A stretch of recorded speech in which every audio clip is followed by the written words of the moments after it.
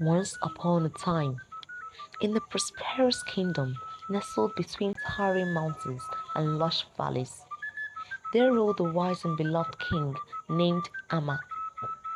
Known for his fairness and generosity, King Amma had led his people through years of peace and prosperity.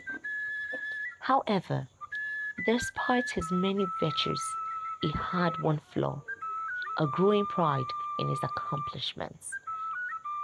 He began to believe that his wisdom and strength alone were responsible for the kingdom's success. One day, a sage arrived at the palace. He was old, with a long white beard and a calm demeanor that commanded respect. The king welcomed the sage warmly, eager to hear words of praise or perhaps to seek his counsel on matters of state. Instead, the sage presented the king with a single golden apple and said, "Your Majesty, this apple has the power to reveal the greatest truth of life, but it will only do so when you're truly ready." Intrigued, King Abba placed the apple in his royal chamber, confident that he would soon discover its secrets. Days turned into weeks, and weeks into months, yet the apple remained an enigma. The king consulted his advisors, scholars, and even foreign dignitaries, but no one could unlock the apple's mystery. Frustrated, the king began to grow more distant, spending hours alone with the apple, searching for answers. His pride, once a source of strength, had become a burden, clouding his judgment and alienating him from his people. One evening, while walking through the palace gardens, King Amon noticed an old gardener tending to the plants. The man was hunched with age, yet his hands moved skillfully, bringing life to the flowers and trees. The king watched as the gardener carefully pruned the rose bunch, removing dead leaves and branches. Curious, the king approached him. "Old man," he said, "you have tended these gardens for many years. Tell me, what is the secret to making these flowers bloom so beautifully?" The gardener looked up, his eyes twinkling with wisdom. "Your Majesty," he replied, "the secret is not in what I do, but in what I do not do. I cannot force the flowers to bloom, nor can I control the sun or the rain.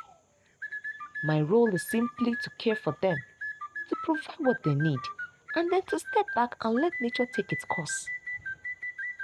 The king was struck by the simplicity and humility of the gardener's word.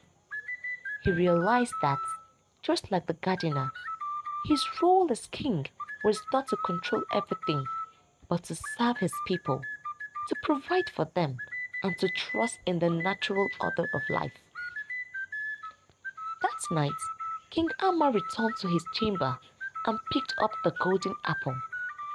For the first time, he saw it not as a puzzle to be solved, but as a symbol of humility he had forgotten.